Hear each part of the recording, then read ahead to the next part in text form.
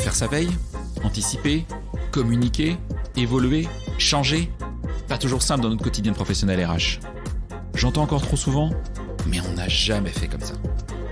Cela m'a donné envie de vous, de nous aider et à voir notre métier RH différemment. Bienvenue donc dans On n'a jamais fait comme ça, le podcast de ceux et celles qui font avancer la profession ressources humaines, de ceux et celles qui nous proposent, à nous RH, des solutions pratiques et concrètes. Je suis Florent Le Tourneur, fondateur de We Feel Good, agence marque employeur et communication RH. Merci d'avance de votre fidélité. Si ça n'est pas encore fait, abonnez-vous pour ne pas rater les prochains épisodes. J'espère d'ailleurs que cet épisode ouvrira pour vous le champ des possibles et vous donnera envie de faire bouger les lignes RH dans votre entreprise. Avant d'écouter mon invité, je souhaite vous parler de mon sponsor, Tilt. Tilt est une plateforme d'onboarding RH qui révolutionne l'intégration des collaborateurs. Tilt, c'est le point de départ qui évite les départs. Vous le savez, un onboarding réussi est essentiel pour l'engagement et la rétention des collaborateurs.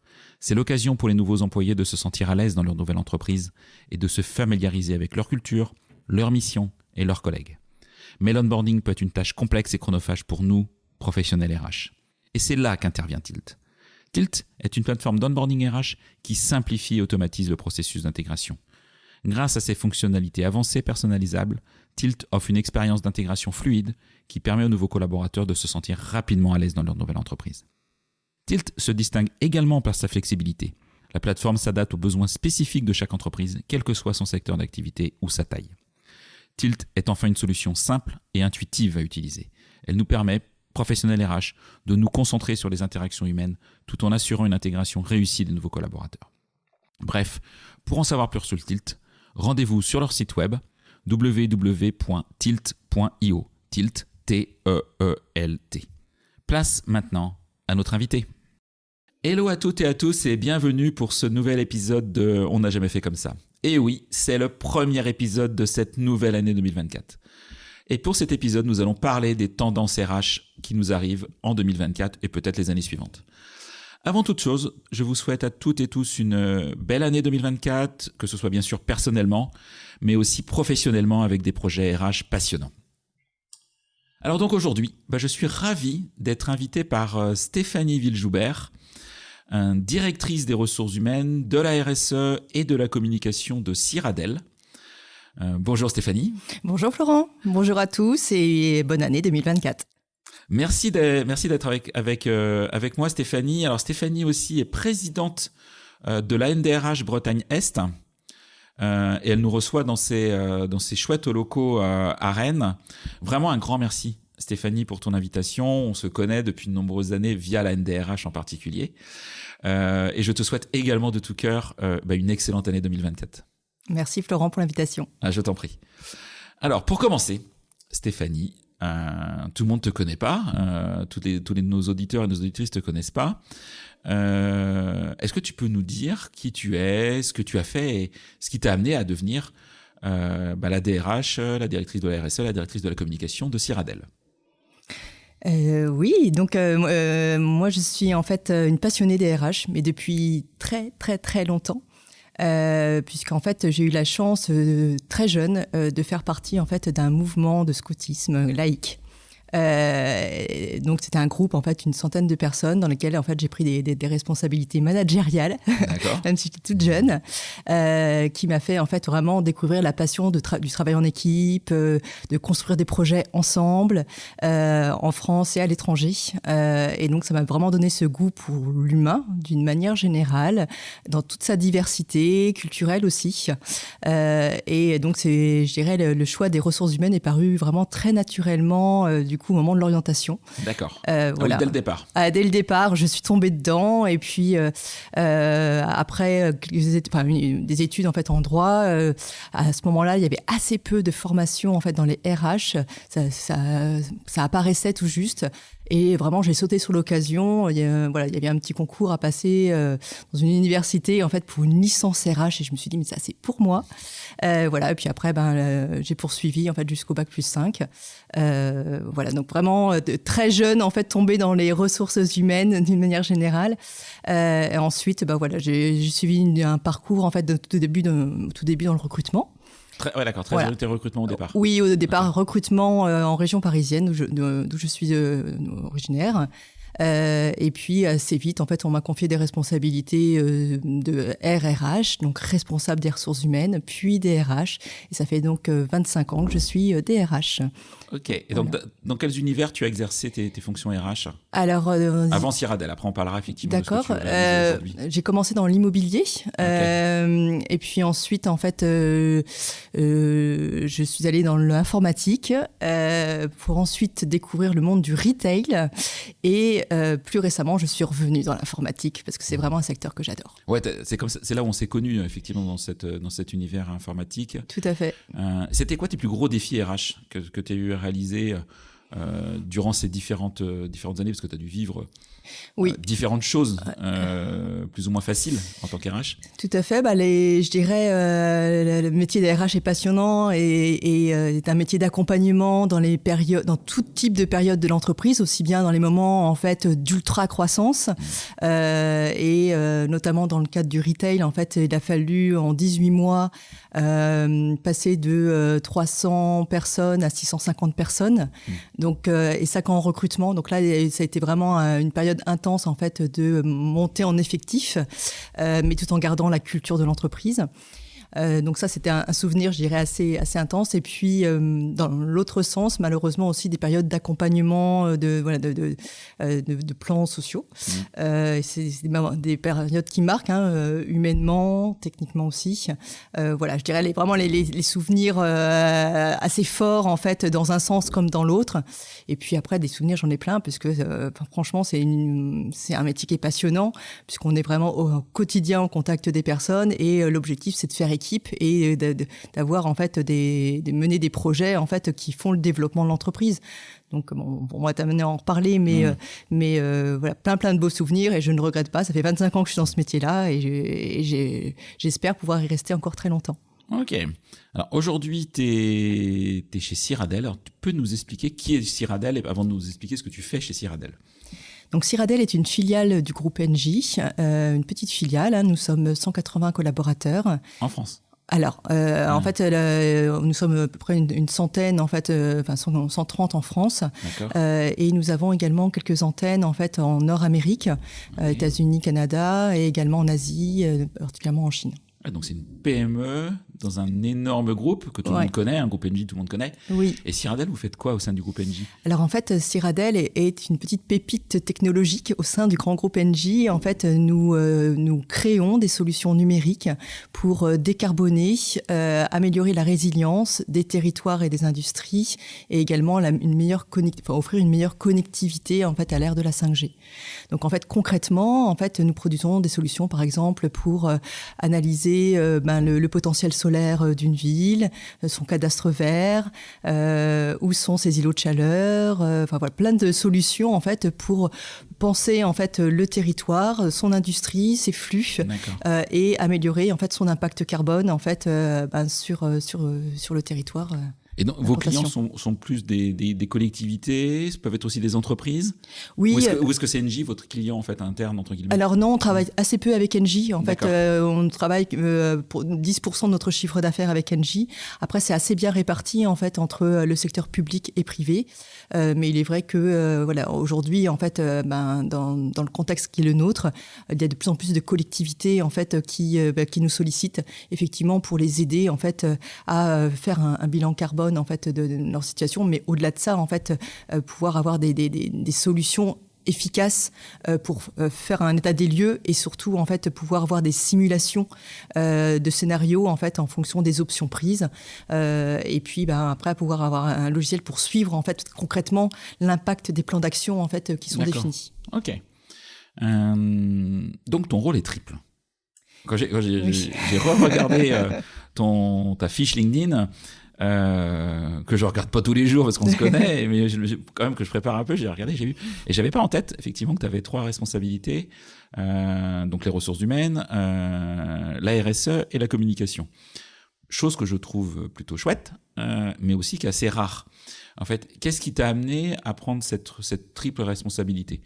C'est voulu, ou c'est ton boss qui t'a obligé Non, c'est vraiment voulu. En fait, ça correspond à 3 passions, en fait. Okay. Donc, au-delà du fait que ça corresponde aux passions de Stéphanie Villejoubert, je pense que sincèrement, il y a énormément de synergie, en fait, entre ces 3 fonctions. Donc, sur la partie, en fait, RH, RSE, pour moi, c'est vraiment une évidence.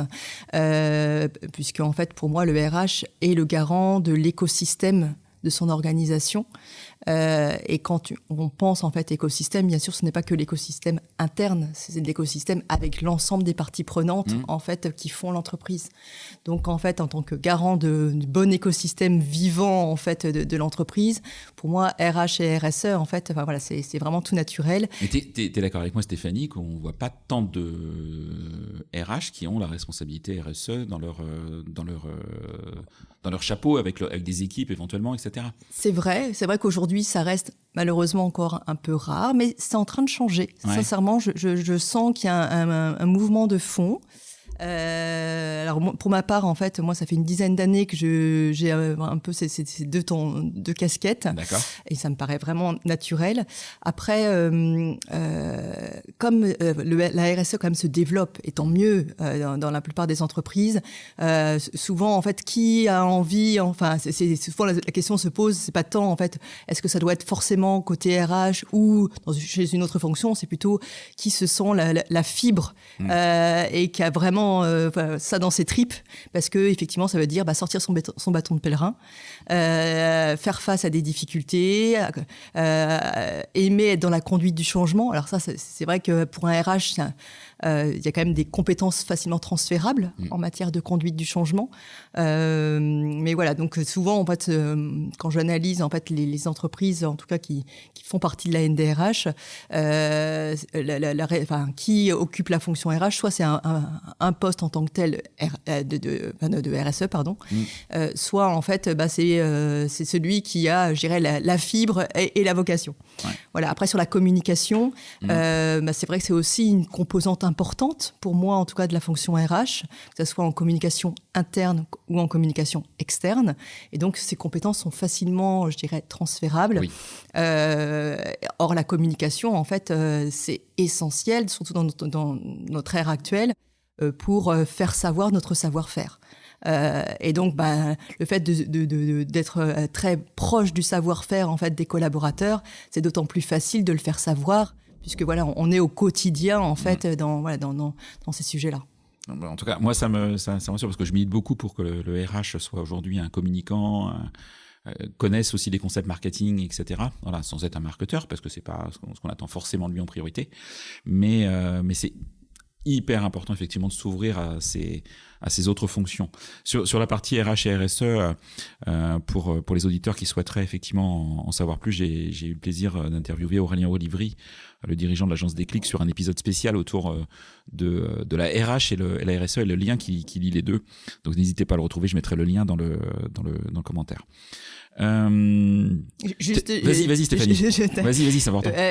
Sur cette partie-là, en fait, ce qui est intéressant, c'est vraiment de repenser en fait qui sont ces parties. Enfin, déjà, quelle est sa raison d'être, quelle est la raison d'être de l'entreprise dans laquelle on travaille. Et du coup, en fait, cette notion de raison d'être qui est quand même centrale en RSE permet vraiment, véritablement, en fait, d'être un levier pour fidéliser les collaborateurs et décliner en fait sa stratégie RH en fonction de cette raison d'être. Donc ça, ce lien, c'est, je dirais, la première brique. Au-delà de ça, en fait, ce qui est intéressant, c'est aussi de penser, en fait, mais qui sont mes parties prenantes ? Bien sûr, j'ai mes collaborateurs, et donc là, le lien avec les RH se fait très naturellement, mais j'ai aussi des clients. Et le fait d'avoir cette double casquette RH-RSE permet d'être un peu mieux connecté en fait aux clients. Et pour un RH, c'est souvent ce qui lui est reproché d'ailleurs, d'essayer de vivre finalement un peu trop dans l'interne et ne pas peut-être suffisamment avoir la fibre du commerce et de bien comprendre les attentes des clients. Or, le fait d'avoir aussi ce complément fait que on est d'autant plus pertinent, qu'on est régulièrement en contact avec les clients, on connaît leurs besoins et du coup, ça permet aussi d'ajuster les compétences en interne en lien avec ce besoin client. Ok. C'est un point qui est important. Ouais, très très clair. Alors, tu es présidente de la NDRH Bretagne Est. Est-ce que tu peux nous rappeler ce qu'est la NDRH ? Parce que peut-être que tout le monde ne connaît pas la NDRH. Et puis, pourquoi tu as choisi ce rôle au sein de la NDRH Bretagne-Est, parce que ça doit prendre un petit peu de temps d'être la présidente en tout cas. Donc la NDRH, l'Association nationale en fait des RH, c'est la première communauté en France qui réunit 6000 adhérents. Donc c'est vraiment une très belle association, qui est représentée par des DRH certes, mais aussi des RRH ou des experts en fait sur une fonction. Aujourd'hui la NDRH Bretagne-Est regroupe 160 adhérents. Donc sur le territoire en fait principalement de l'Ille-et-Vilaine. Et donc c'est une association en fait qui est vraiment très représentative de notre bassin d'emploi, donc avec des grandes entreprises, mais aussi des PME, des ETI, des fois des petites entreprises. Donc une belle richesse en fait chez les adhérents. Pourquoi en fait j'ai choisi effectivement d'investir du temps en bénévolat en plus de ma fonction qui est déjà bien prise en fait sur cette association, c'est que réellement en fait c'est vraiment un plaisir de pouvoir aussi sortir un peu de son entreprise et de pouvoir échanger, communiquer avec des pairs, parce qu'on s'enrichit beaucoup en fait au contact aussi de ses homologues. Ça nous permet en fait de nous tenir informés aussi des dernières nouveautés. Et donc la NDRH en fait produit beaucoup de webinaires, justement des podcasts aussi, pour nous tenir informés en fait toutes les actualités. C'est vrai qu'on est dans une fonction qui vit beaucoup, avec plein de nouveautés aussi bien juridiques, mais aussi des innovations technologiques, et puis des tendances, et l'importance aussi de travailler sur tout le côté bien-être, QVT, etc. Donc vraiment c'est une association très très dynamique, avec des adhérents du coup qui viennent et qui sont vraiment très demandeurs en fait aussi d'échanges, et aussi de partage, parce que on se rend compte en fait souvent que les fonctions RH sont assez parfois un peu isolées, et ont vraiment besoin en fait de pouvoir échanger, et ça fait du bien aussi de se retrouver un peu et bien sûr avec beaucoup de respect et d'anonymat aussi, pouvoir délivrer aussi ces problématiques, et puis pouvoir un peu travailler en mode co-développement en se disant voilà ma problématique, est-ce que tu l'as déjà rencontrée, est-ce que comment tu aborderais les choses, et du coup c'est assez vertueux en fait de pouvoir se échanger entre pairs au sein de cette association. Ok. Alors, on va parler des tendances 2024. On part sur là on est début janvier, sur une nouvelle année. On a vécu une année 2023 et les années précédentes qui ont été bien sympathiques quand on est professionnel RH, même quand on est manager aussi tout simplement. Oui. Effectivement avec beaucoup d'événements qui nous ont perturbés, une vision du monde du travail qui évolue, et pas à mon avis, en tout cas ça c'est mon opinion, pas que chez les jeunes générations, qui évolue globalement dans la société. Les jeunes générations vont peut-être nous percuter, mais ça va se diffuser au fur et à mesure du temps et rapidement, je pense, au sein de l'ensemble de la population active française. Est-ce que tu as pu, toi, je t'avais posé la question en amont, bien sûr, pour que tu y réfléchisses, mais imaginer quelles étaient les tendances principales 2024 qui risquaient d'impacter la stratégie RH d'une organisation, qu'elle soit publique, qu'elle soit privée. C'est au moins ces 12 prochains mois. Voilà. Est-ce que tu as pu y réfléchir, et puis est-ce qu'il y a des sujets que tu veux détailler, puis on va en détailler évidemment quelques-uns ensemble. Alors, sincèrement, en fait, effectivement, post-Covid, 2022-2023 ont été des années en fait très denses. Je pense que 2024 le sera également, et tant mieux. Je pense qu'on va avoir encore plein de beaux projets en fait à accompagner. Pour moi, en fait, je vois un peu quatre grands sujets. Le premier sujet, en fait, c'est vraiment le fait de repenser, vraiment prendre le temps de penser le travail en tant que tel, et je vais être amenée à développer en fait à l'ère de l'IA, en fait, comment essayer au maximum en fait de repenser les missions, l'articulation entre appétence, compétence et IA. Le deuxième sujet, en fait, là, c'est plus lié vraiment à la fonction RH en tant que telle. Et on a la chance, je trouve, en fait, d'avoir une belle accélération en termes de technologie. Et profitons-en, en fait, pour repenser l'efficience de notre fonction. Voilà, comment est-ce qu'on peut utiliser la technologie pour être encore plus efficace. Voilà, donc ça, c'est un deuxième point. Troisième sujet, c'est sur la partie, en fait, écosystème, j'en parlais tout à l'heure, mais le DRH plus que jamais en fait est le garant en fait de la bonne santé du collectif. Et en fait, derrière ça, il y a pas mal de sujets qu'on va devoir travailler en 2024. Et puis pour terminer, on en a déjà un petit peu parlé. Effectivement, cette notion de RH RSE en fait, qui pour moi est vraiment une tendance forte. Et aujourd'hui, en fait, un RH doit pour moi en fait vraiment s'intéresser en fait à ce volet-là qui est partie intégrante en fait de l'entreprise. C'est pas une mission à part. Pour moi, c'est vraiment très lié. Ok. Bon, on va prendre ton ordre. On va faire très simple. Okay. Donc tu nous parlais effectivement de compétences et de changement un petit peu du rôle de chacun avec entre autres l'arrivée de l'IA et qui est un réel changement, hein, plus que le métavers il y a quelques mois. On peut dire que le métavers est mort, mais c'est pas tout à fait la même chose. C'est plus un buzzword en tout cas. L'IA, c'est un véritable sujet. Quel impact tu vois pour la fonction RH et quelle nécessité aussi tu vois à nous RH, à nous collègues RH, de vraiment comprendre ce qui se passe et de s'intéresser à tous ces changements technologiques. Alors déjà, en fait, peut-être un constat. Aujourd'hui, en fait, c'est vrai qu'on est dans une période où, en fait, à passer la période post-Covid, je dirais qu'elle était un peu euphorique pour pas mal de secteurs. On sent actuellement, en fait, qu'il y a quand même un petit tassement. Alors, c'est pas partout, mais certaines, en fait, industries, enfin certains secteurs, en fait, sont plutôt, en fait, en mode prudence, voilà, et ont des difficultés. Enfin, voilà, ont quelques difficultés. Pense à l'immobilier, par exemple. L'immobilier, effectivement, le retail aussi. Voilà, il y a quand même quelques secteurs. A contrario, il y a encore des secteurs en fait qui sont en plein boom et en plein recrutement. Donc voilà, donc il y a pas mal de disparités. Il y a pas mal de disparités. Là, on enregistre.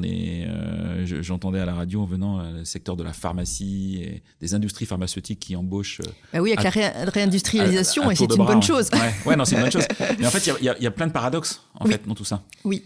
Donc voilà, donc il y a ces paradoxes. Il y a quand même aussi pour certains secteurs vraiment une pénurie de main d'œuvre qui est encore forte, avec une inadéquation en fait entre les compétences, les compétences qui nous sont délivrées par l'éducation nationale et puis comment est-ce qu'on peut derrière en fait les embaucher. Donc on voit qu'il y a encore des ajustements à opérer.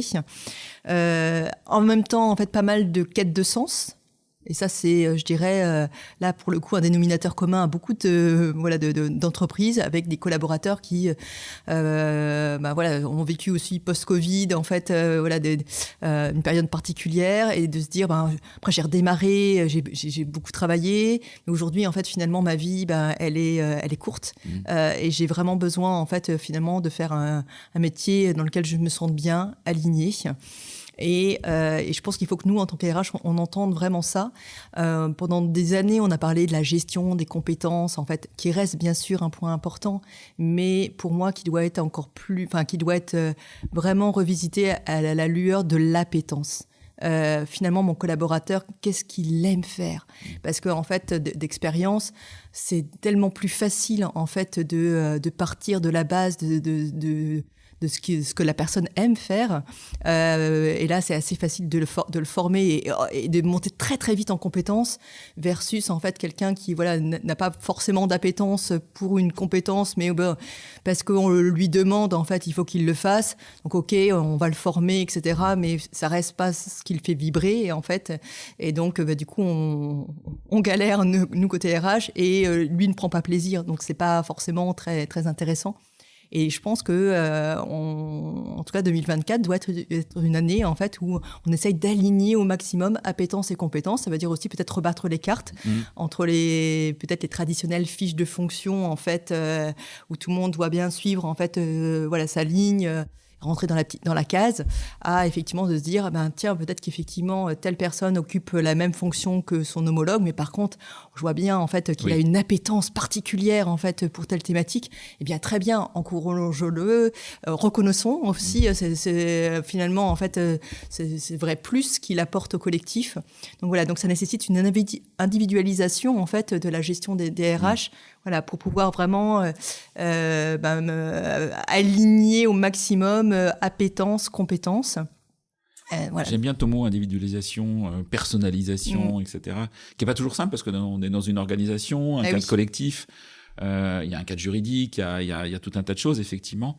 Et puis c'est normal, sinon c'est devient un petit peu compliqué. Et en même temps, il y a une véritable attente des candidats, mais c'est pas trop notre sujet d'aujourd'hui, mais aussi des collaborateurs, là qui est plus notre sujet, effectivement qu'on les traite en tant comme ils sont en tant qu'individus, avec leur singularité, que ce soit sur les compétences, sur les métiers, sur les évolutions, sur le temps de travail, sur le télétravail quand c'est possible. Et ça, on le retrouve en fait finalement. Donc, effectivement, ça c'est on le retrouve effectivement en filigrane partout, tout ce que tu as dit. Mais voilà, revenons en fait un peu à l'essentiel de c'est quoi la singularité en fait des membres qui composent le collectif, et essayons en fait vraiment de régulièrement leur prendre le pouls et les interroger sur mais toi qu'est-ce que tu aimes faire en fait. Voilà, donc ça c'est un sujet. Poussons un peu plus loin peut-être l'individualisation en fait de notre gestion des ressources humaines. Ce qui veut dire, après ça c'est mon opinion, tu as le droit de pas être d'accord, aussi de travailler auprès des managers de proximité, parce que c'est pas toujours facile pour eux complètement. Alors selon leur parcours, leur expérience, leur ancienneté. Moi je le vois avec mes clients, des fois des managers de proximité qui sont en entreprise depuis 30 ans, qui depuis 30 ans que managent dans cette entreprise, qui sont de très bons managers, il n'y a pas de sujet, mais qui ont du mal effectivement à vivre ça, avec en plus un côté intergénérationnel qui peut s'étendre. Je sais pas comment tu perçois ça. Alors, sur l'aspect management en tout cas. Exactement, et je crois que tu étais là en fait on a organisé il y a pas très longtemps un after work à NDRH en fait où effectivement les adhérents disaient spontanément en fait que vraiment leur gros sujet c'est le management de proximité, parce qu'effectivement c'est pas simple d'être manager, ça nécessite d'être très à l'écoute et en même temps garant d'un cadre et d'un collectif et des règles communes, mais tout en travaillant dans l'individualisation, effectivement, l'accompagnement de ses collaborateurs. Donc oui, je pense qu'au niveau RH, plus que jamais, en fait, on doit vraiment aider nos managers de proximité, en fait, à trouver ce bon équilibre. Et puis, j'aurais aussi envie de dire, alors c'est peut-être un peu provocateur, mais est-ce que le manager aime manager ? C'est aussi ça, en fait, savoir aussi réinterroger, même si en France, en fait, traditionnellement, ça fait partie un peu de quand je suis bon, en fait, dans un domaine, alors je peux aspirer à devenir manager d'équipe. Combien d'entreprises, en fait, tombent encore dans ce panneau-là de se dire, c'est le meilleur technique, alors il doit devenir le manager. Non, pas du tout. Ou le meilleur commercial qui vient dire co. Exactement. Et on sait des fois que c'est pas forcément la bonne idée, quoi. Et voilà, et je pense que et puis on a le droit aussi à un moment donné en fait de changer d'aspiration. En fait, de manager un jour veut pas dire manager toujours.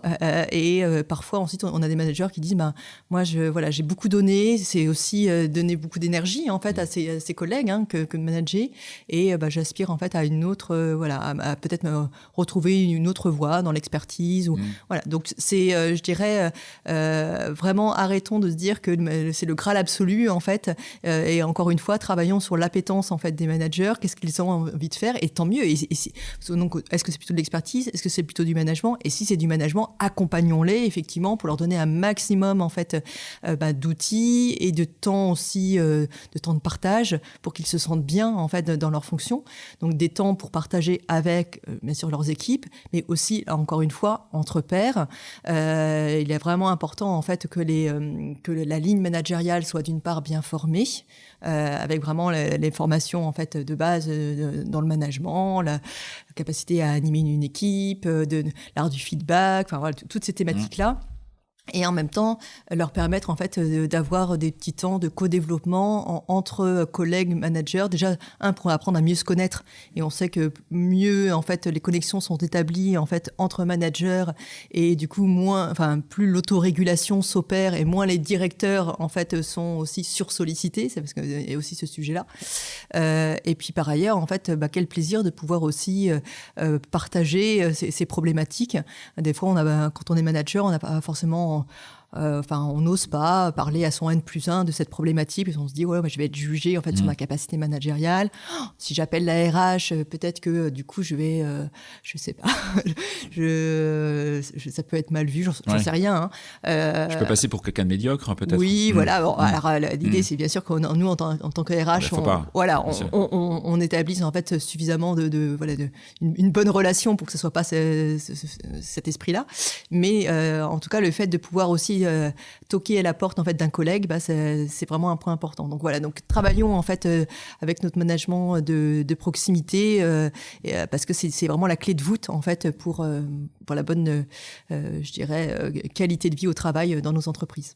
Ok. La deuxième tendance. Je reviens juste sur l'IA, parce qu'on a parlé de compétences, d'appétence, on n'a pas parlé d'IA. Et en fait, or vraiment, c'est pour moi en fait peut-être ce qui va le plus impacter nos fonctions en 2024. On voit bien en fait que c'est une technologie en fait qui avance très très vite. Et moi, je pense que c'est plutôt une bonne chose. Par contre, effectivement, en fait, ça nous amené en fait à repenser la manière de travailler en se disant finalement dans les missions qu'accomplissent nos collaborateurs ou que nous-mêmes nous accomplissons, quelles sont les tâches rébarbatives, celles qui pourraient être mises en algorithme pour pouvoir en fait effectivement bénéficier d'un assistant, parce que moi je le vois comme plutôt un mode d'assistance complémentaire. Et à contrario, là où il y a vraiment toute la richesse humaine, la créativité, je dirais l'émotion particulière en fait qui fait la singularité de l'être humain. Et dans notre métier, le temps consacré aux hommes et aux femmes, que ce soit des candidats, des collaborateurs, des managers, le CSE, toutes les parties prenantes avec les écoles, toutes les parties prenantes qu'on a, et d'être plutôt d'un métier où on était beaucoup dans notre bureau, quelque part, à sortir de notre bureau et aller à la rencontre d'eux. Et moi, j'aime bien ta vision de l'assistanat, en fait, parce que c'est effectivement un assistant qui nous aide et sur lequel il faut mettre de l'intelligence humaine et de la valeur là où elle est, quoi, en fait. Oui, donc voilà, sur la partie, et effectivement après ça me fera ma transition sur la partie efficience, mais sur la partie en tout cas de repenser le travail, je pense que c'est important en fait aussi de se dire voilà, où sont les tâches répétitives, ou est-ce que il faut pas le voir comme un robot va me voler mon travail, mais pas du tout. Partout où on peut gagner en fait en efficacité et puis du coup en confort, mais par contre pour pouvoir réinvestir ce temps-là en fait vraiment sur des activités à forte valeur ajoutée. Et puis je termine juste peut-être sur cette partie de repenser le travail. C'est aussi au niveau RH pour moi avoir en fait une vision de compositeur. C'est-à-dire, en fait, on est dans la composition permanente de trouver la bonne équipe, la meilleure équipe au service de la stratégie de l'entreprise. Et donc, dans cette notion de composition d'équipe, c'est aussi bien la composition de l'équipe en interne, avec les mobilités internes possibles ou des choses comme ça, mais aussi avec l'externe. Encore plus, peut-être, dans les secteurs où il y a une nécessité de prudence particulière, d'aller trouver, finalement, le bon freelance, la bonne entreprise prestataire externe, pour pouvoir faire en sorte que, finalement, en fait, tout ce réseau de compétences internes, externes, puisse le mieux collaborer ensemble, au service de la stratégie de l'entreprise. Tu touches à un point qui est un cheval de bataille pour moi.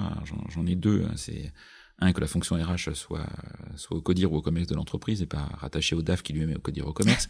Ça, c'est un premier combat que j'ai. Et deuxième combat, c'est effectivement le recrutement et les statuts. On pense souvent au CDI, au CDD, à l'alternance, les contrats historiques. Mais on peut recruter des freelances, etc. Mais encore malheureusement, dans beaucoup d'organisations, le recrutement des freelances est au service achat. Et la fonction RH n'est pas du tout impliquée dans ce sujet. Et avec les tendances que l'on voit d'1 million à peu près de freelances en France, et qui vont faire qu'augmenter petit à petit, ce ne sera pas un bouleversement, mais petit à petit.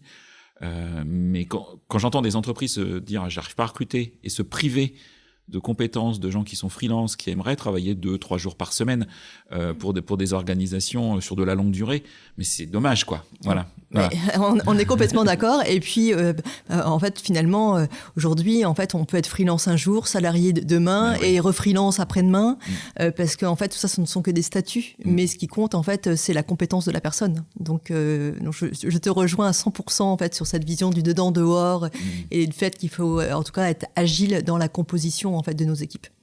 En phase. Alors, tu voulais parler de l'efficience de la fonction, du coup. Oui, bah oui, effectivement, parce qui était ta deuxième tendance marquante. Tout à fait. En fait, aujourd'hui, eh bien, on se rend compte en fait qu'il y a encore beaucoup de tâches administratives assez répétitives en fait dans nos fonctions RH. Voilà, je crée tout le dossier en fait d'embauche de mon nouveau collaborateur, les contrats, les avenants, les entretiens annuels. Enfin, voilà, il y a quand même encore pas mal en fait d'actions manuelles. Et aujourd'hui, on a la chance quand même d'avoir beaucoup de solutions diverses et variées en fait pour nous aider à finalement nous faire gagner du temps dans tout ce volet administratif pour encore une fois en fait passer plus de temps en fait sur le terrain et au contact avec les gens en interne, en externe aussi. Et je vois encore trop d'entreprises en fait qui font tout à la main. Enfin, et les pauvres et du coup les personnes sont enfin voilà n'ont jamais le temps parce que en fait voilà il n'y a pas eu ce temps d'investi à penser en fait l'industrialisation possible de la fonction. Voilà. Donc ça c'est un point qui est important. Après en fait je dirais il y a une réflexion, c'est pas industrialiser pour industrialiser, c'est de se dire en fait finalement moi ma valeur ajoutée elle est où? Quelles sont les attentes de mon entreprise, où est-ce qu'on y voit de la valeur? Et ben ok, donc du coup en fait cette valeur là je vais y investir du temps, par contre là pas de valeur apportée, eh bien en fait je trouve des solutions en fait pour y passer vraiment le moins d'énergie possible. Ça, c'est une vraie réflexion, c'est assez sain en fait, hein, mais il faut prendre ce temps. Alors ça tombe bien, on est en janvier 2024, donc c'est aussi la période des bonnes résolutions. Du coup, en tout cas, prenons ce temps-là en fait de se dire pour mon équilibre personnel, pour l'équilibre de mon entreprise et pour en fait toute l'innovation qui est attendue, où est-ce que je dois investir en fait mon temps. C'est totalement en phase et je vais faire un petit moment important. La semaine prochaine, je vais sortir un épisode avec Vianney Thomas, donc un épisode qui va sortir le 12 janvier avec Vianney Thomas, qui est le co-fondateur et le co-organisateur avec Thomas Chardin de l'événement HR Technologie France qui se déroule fin janvier 2024 à Paris. Et je vous encourage tous RH à aller, c'est gratuit, c'est juste top. Il y a des tonnes effectivement de conférences, de réflexions, d'ateliers autour de l'évolution de la fonction RH. C'est un des 3 thèmes qui a été retenu par ce salon. Et entre autres la digitalisation, mais c'est pas digitaliser pour digitaliser, là je te rejoins, c'est qu'est-ce qu'on digitalise, à quel impact ça a et quel bénéfice ça amène aux collaborateurs, aux managers en priorité, moi aussi en tant que fonction et pas à l'inverse, pour effectivement consacrer du temps à des choses plus intéressantes que voilà. Je vois encore des entreprises de taille conséquente qui n'ont pas d'outils de gestion de candidature, d'ATS, qui n'ont pas de SIRH digne de ce nom. Voilà, on est en 2024, ça me paraît juste le basique aujourd'hui. Et si votre dirigeant ou dirigeante ne veut pas investir sur ce sujet, soit vous vous le séquestrez, je sais pas, faites quelque chose, soit vous changez de boîte. Mais à un moment, il faut avancer. J'ai une autre solution, je suis un peu radical, Florent. Mais pour moi, en fait, la solution, c'est de se dire, en fait, c'est quoi le ROI de la fonction RH? On va revenir à des basiques. Hein. Oui. Et généralement, ça parle bien en fait à nos dirigeants de trouver en fait des données chiffrées, factuelles, pour aussi évaluer en fait la qualité de son climat social, le niveau de satisfaction de ses collaborateurs, pour avoir des données sur aussi bien piloter son plan de formation, etc. Et moi, je crois beaucoup en fait à l'importance de la data en niveau RH. On n'en parle pas assez, on parle beaucoup d'humain, c'est vrai, c'est super important, mais il faut savoir concilier humain et data pour gagner en pertinence en fait et avoir un dashboard digne de ce nom en fait qui nous permette encore plus de gagner de la crédibilité, je dirais, en COMEX, puisqu'on va parler chiffres aussi. Et ça, c'est très factuel. Donc voilà, donc cette notion de ROI, enfin, même si le ROI, c'est pas toujours facile à calculer, mais au moins d'avoir des indicateurs. C'est vraiment je dirais le minimum. Donc effectivement, tous les outils en fait qui sont développés ne doivent être là qu'au service en fait d'une stratégie et qui est monitorée avec des KPI en fait bien définis. L'idée, à mon sens, c'est pas d'avoir 100 indicateurs et de se mettre une pression, c'est d'avoir quelques indicateurs qui sont fiables, sur lesquels on sait qu'on a des données fiables et qu'on suit, et sur lesquels on se objective pour faire mieux. C'est ça. En fait, avec la méthode des petits pas pour moi. Exactement, on se challenge en fait en se disant bon, ok, cette année on a fait 20% là-dessus, peut-être qu'on peut faire 21 ou 22%. Voilà, ça permet en fait de créer de l'émulation et puis se mettre de la dynamique en fait. Ok, donc ça c'était la deuxième tendance. Exactement. La troisième tendance, tu voulais parler de santé. Oui, alors de santé de l'écosystème au sens large. Alors bien sûr, santé des collaborateurs, ça me semble être une évidence, mais malheureusement, c'est quand même une tendance qu'on ne peut pas nier, qui est que dans certains secteurs, il y a, je dirais, encore des forts taux d'absentéisme, des burn-out. Et ça, c'est aussi une vraie tendance en fait qui nous est remontée par la médecine du travail.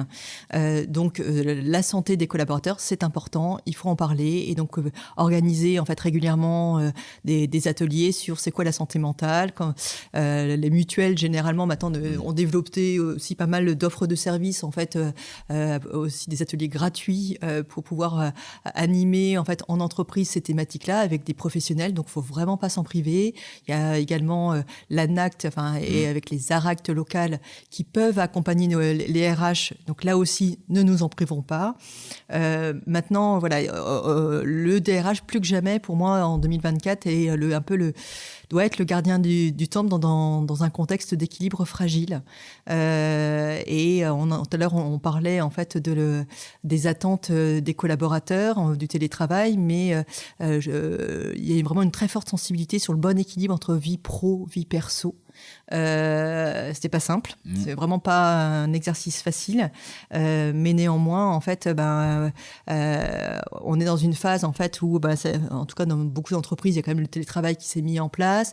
Parfois ça s'est bien fait, d'autres un peu moins. Il y a un retour d'ailleurs. Il y a un retour, tout à fait. Et donc voilà, on est plutôt dans une phase d'affinage en fait, de tuning sur 2024, de trouver vraiment les bons équilibres. Et on voit bien en fait que encore une fois, il y a de l'individualisation en fait à apporter parce que voilà, chacun a des contraintes dont il faut tenir compte. Oui, je pense que c'est important, tu vois, ce télétravail, en tout cas pour les métiers qui le permettent, parce que attention, tous les métiers le permettent pas en France, faut toujours prendre des précautions par rapport à ça. Moi, je vois une tendance effectivement vraiment à l'hybridation et à du 1 à 2 jours max de télétravail par semaine. En tout cas, c'est ce que j'entends moi de chez mes clients, c'est ce que je lis sur les organisations qui reviennent en arrière. Alors pas au sens j'arrête tout, mais au sens effectivement je fais plus attention, ou je veux une présence quand même au bureau. Enfin en tout cas, je pense que c'est fini l'ère du post-Covid avec quasiment du full remote pour des métiers qui le justifiaient pas, quoi, en fait. En fait, on a un vrai enjeu en fait d'entretenir le collectif et l'esprit d'équipe. Tout en même temps, permettant aussi du télétravail quand cela est possible. Mais on voit bien en fait dans nos entreprises que les collaborateurs derrière sont demandeurs de temps en fait pour faire corps en fait et pouvoir échanger, avoir des temps aussi conviviaux que je peux pas retrouver toute seule chez moi en fait face à mon ordinateur. Et donc cette notion de convivialité, et c'est là où ça rejoint aussi la communication. Et pour moi en fait le fait aussi d'avoir ce volet communication, notamment communication interne aussi, ça fait sens parce que plus que jamais en fait il nous faut organiser des temps en fait. Donc chez Cyradiil par exemple il y a des ateliers du midi, des ateliers thématiques en fait pour se cultiver sur plein de thématiques très très différentes en fait tous les mois, et en fait on se rend compte en fait on a mis ça en place. T'as des exemples d'ateliers par exemple? Ouais. Donc par exemple on a des ateliers justement sur la communication bienveillante, comment communiquer en bienveillance avec ses collègues. Ça peut être des ateliers en fait plus on a des ateliers plus juridiques en fait, mais par exemple un CSE c'est quoi, quelles sont ses missions, l'importance du dialogue social en entreprise. On a eu aussi des ateliers en fait où des en fait, des fonctions venaient expliquer aux autres. Enfin, c'était un peu un grand vie ma vie, mais pour mieux faire connaître en fait leur mission, les produits sur lesquels ils travaillaient. Enfin voilà, c'est très très divers et c'est apprécié en fait d'avoir ces temps en fait généralement avec un petit moment de convivialité derrière, mais voilà pour se retrouver, échanger et on a en tout cas voilà le DRH a ce rôle en fait de régulation en fait de la bonne humeur, voilà du bien travailler ensemble à travers des temps qui sont très importants en convivialité, donc en interne, mais aussi en externe, et animer en fait des ateliers avec les clients, quelles sont leurs attentes, comment nous on peut y répondre, travailler sur aussi former un peu plus sur le design, design d'expérience, design de service. Aujourd'hui, en fait, je pense que c'est vraiment le design. Vraiment, je vois le design comme une vraie tendance, en fait, qui doit aussi être intégrée au niveau RH. Donc, on peut être dans du design thinking. En fait, vraiment, voilà, on est dans une phase de divergence où il y a plein d'idées qui apparaissent et puis après on converge. Ça peut être du design fiction où on va se projeter en fait sur ce qu'on aimerait en fait, et puis du coup ça permet de faire du rétro-engineering en fait pour pouvoir après step by step en fait atteindre cet objectif. Enfin voilà, en tout cas je pense que la fonction RH a un peu plus se former et former en fait les collaborateurs sur cette notion de design. Voilà, après sur toujours cette notion d'équilibre fragile en fait. Effectivement, il y a aussi la notion en fait de fidélisation. Alors c'est vrai qu'en 2023, on a beaucoup parlé dans la marque employeur attirer les talents. Attirer, ça reste toujours un vrai enjeu, mais il faut aussi savoir les fidéliser, puisque effectivement, on en parlait un petit peu tout à l'heure, mais fidéliser, les engager. Travailler sur l'engagement. En fait, un recrutement coûte très très cher en coût externe, mais surtout aussi en coût interne. Le temps de formation. Et donc finalement, qu'est-ce que c'est ? C'est comme un client en fait. C'est plus facile de travailler sur la fidélisation des clients que d'être dans la conquête et la prospection de nouveaux clients. Donc travaillons en 2024 sur cette fidélisation en fait. Et pour cela, ça peut aussi passer par la mise en place de communautés d'intérêt. Je reviens un peu sur mon idée initiale d'appétence, mais en fait, l'expérience me montre que on passe quand même beaucoup d'heures au travail, et autant en fait que ça soit un temps en fait très apprenant et très réjouissant, et le fait de pouvoir aussi déceler dans l'entreprise des personnes qui ont les mêmes appétences, quelle que soit la direction, le service dans lequel ils travaillent, et ils vont pouvoir faire corps, communauté en fait à travers cette thématique-là. Donc ça c'est un vrai plus en fait, parce que ça permet de décloisonner, faire découvrir les métiers, et puis du coup peut-être donner aussi envie de travailler sur de la mobilité, et changer de poste. Et puis au-delà de ça, en fait, je viens au travail et je m'enrichis. J'organise une veille, je la fais partager en fait au sein de cette communauté qui elle-même m'apporte beaucoup. Donc en tout cas moi je suis une fervente partisane en fait de ce management via les communautés d'intérêt dans l'entreprise. Ok. Dernière tendance. Oui, alors on en a déjà un petit peu parlé un peu plus tôt, mais sur la partie RH-RSE.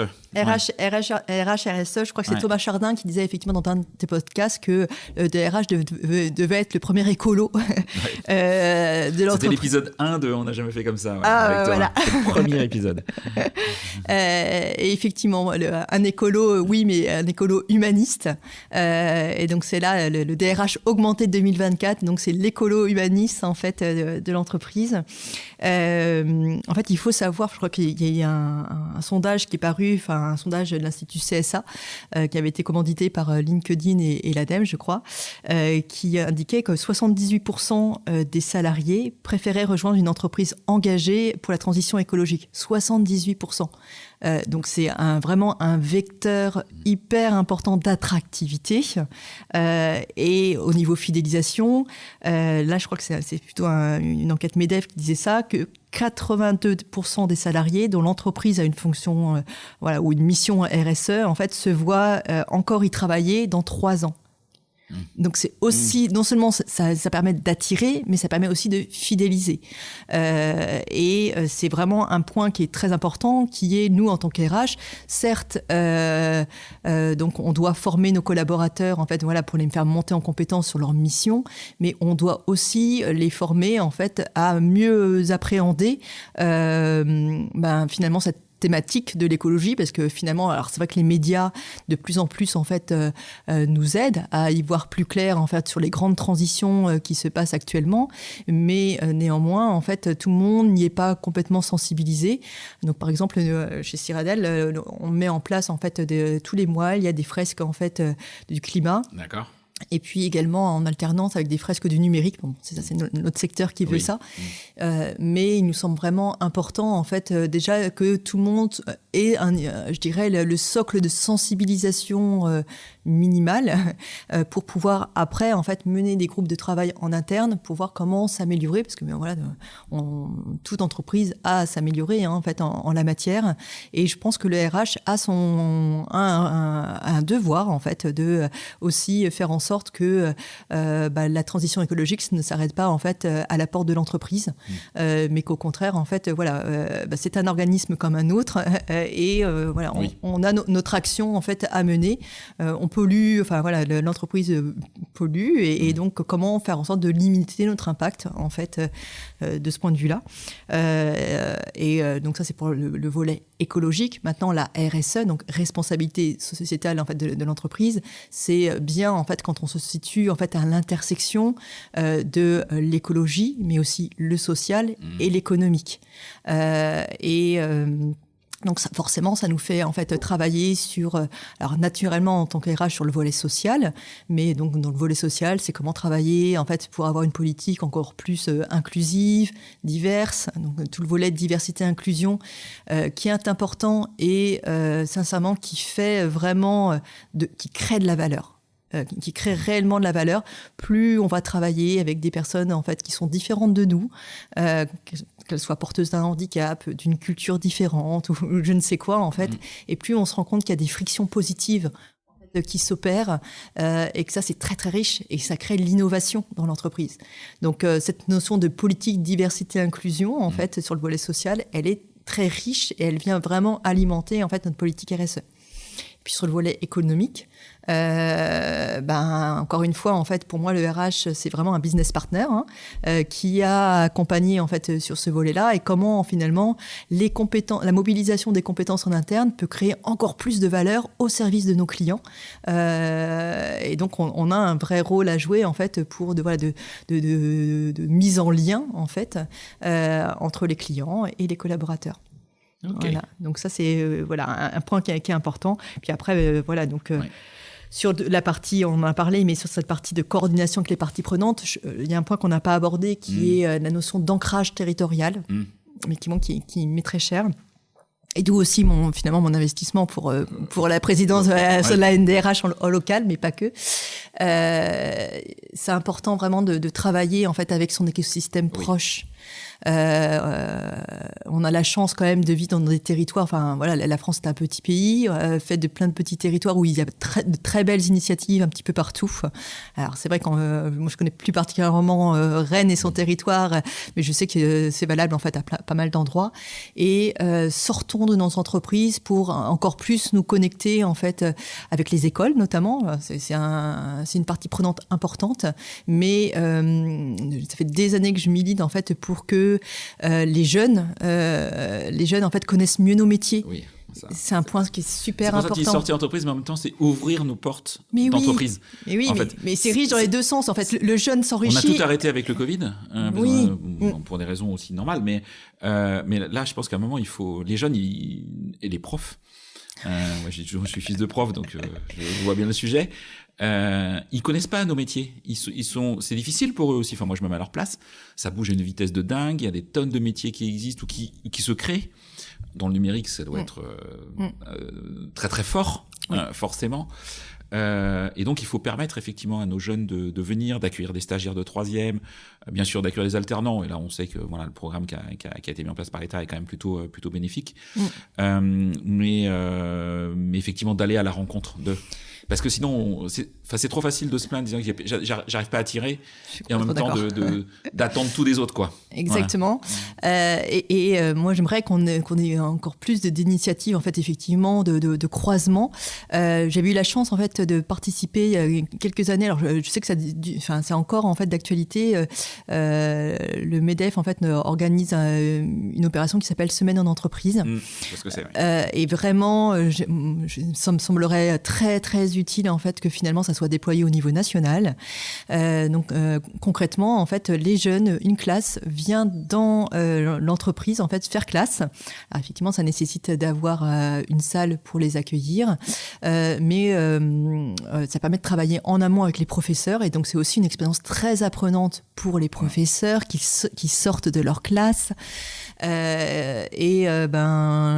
je sais que pendant plusieurs années, en fait, voilà, j'avais mis en place ça, en fait, et je pense que je vais le reproduire dans ma nouvelle entreprise pour pouvoir, en fait, faire en sorte qu'il y ait du sens, en fait, dans les apprentissages. Tu parlais des élèves de troisième, donc j'avais travaillé avec des classes de quatrième et de troisième en lien avec les professeurs pour faire un lien entre le programme de l'éducation nationale et l'application de ce programme dans l'entreprise. Concrètement, en troisième, en fait, on va étudier la règle de 3, en fait, les pourcentages.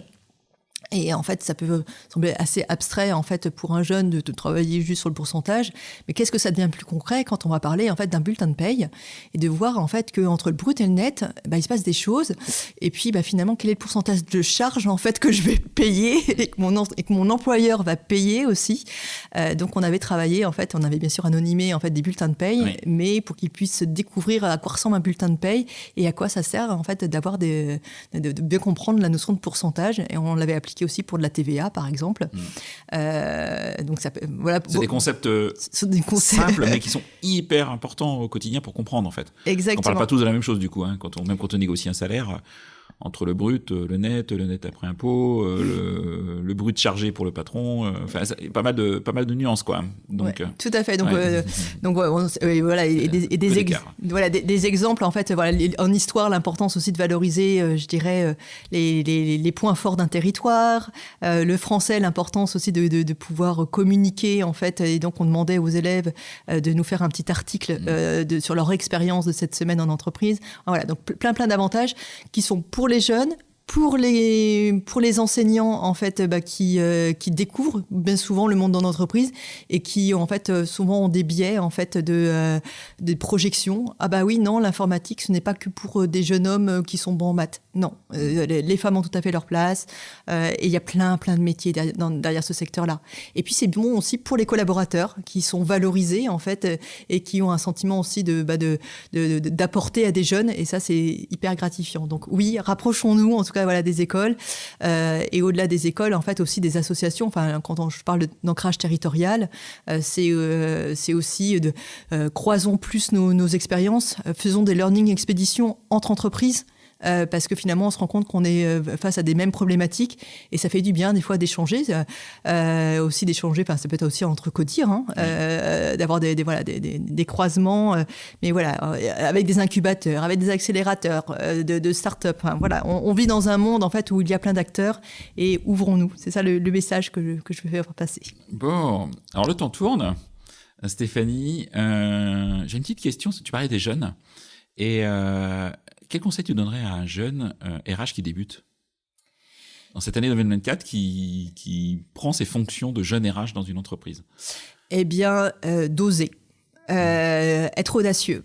Je rencontre encore trop de RH qui se sentent en fait, pas suffisamment crédibles.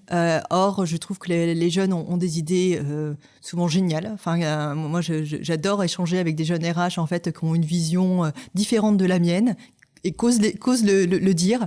Donc voilà. Donc le message, c'est soyez vous-même, prenez plaisir.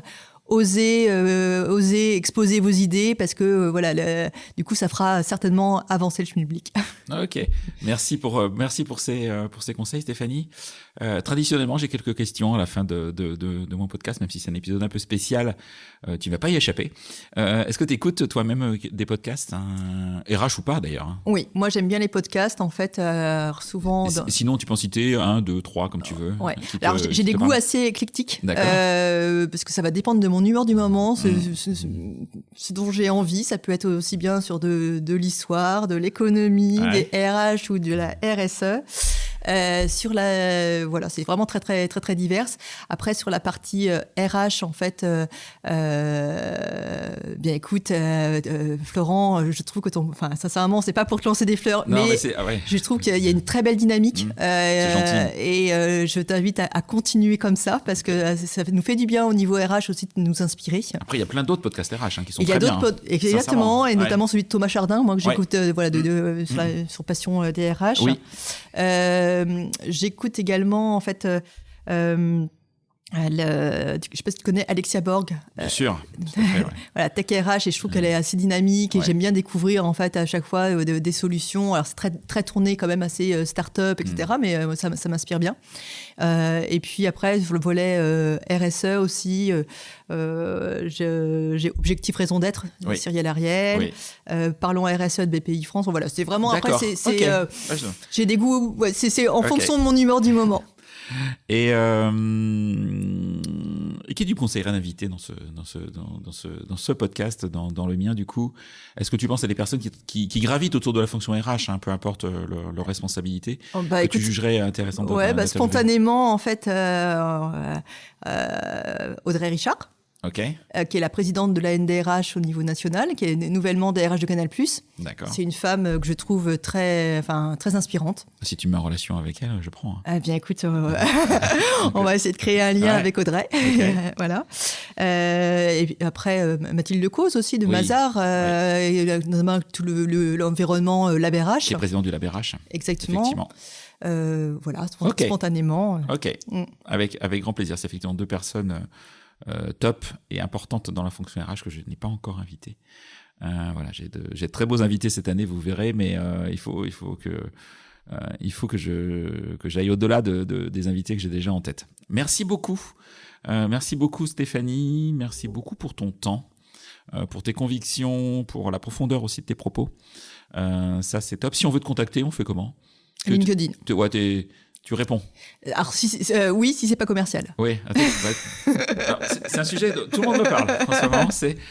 Moi, tu vois, j'ai mis un message d'absence, pas un message automatique sur LinkedIn, disant que je réponds à tout le monde. Maintenant, si c'est trop commercial, au bout d'un moment, ça me fatigue. Voilà. Donc, j'ai rien contre les commerciaux parce que moi-même, je vends des choses, mais faut le faire avec justesse. Et je vois bien aujourd'hui la difficulté qu'ont les RH qui sont sursollicités par des tonnes de gens qui veulent juste bien faire, ils font leur travail. C'est pas ça le sujet en fait. Non, moi je leur en veux pas, je le comprends, mais c'est vrai que. Mais c'est vrai que il y a des tonnes de sociétés qui gravitent autour du monde RH, qui est maintenant beaucoup plus large. Et alors toi en plus, qu'il y a les ressources humaines, la RSE, la communication. Tu peux intéresser. Je suis triplement sollicitée. Énormément de monde. Donc, je comprends bien ton message en tout cas. Merci à toutes et à tous. Merci vraiment Stéphanie de ton accueil, de ton temps. Merci Florent pour cette invitation. C'était un vrai plaisir. Je t'en prie. Et puis, à bientôt. Et une nouvelle fois, excellente année à tout le monde. À bientôt. Au revoir. C'est terminé pour ce bel épisode. Merci de l'avoir suivi en entier. Pour ne pas rater le prochain, d'ailleurs je prépare plein de chouettes entretiens pour ces prochaines semaines, abonnez-vous à On n'a jamais fait comme ça. C'est le bouton Suivre sur Apple Podcast ou s'abonner simplement sur Spotify. N'hésitez pas également à mettre 5 étoiles si vous avez apprécié ce podcast et à me contacter via LinkedIn pour tout commentaire ou toute suggestion d'invité. À bientôt.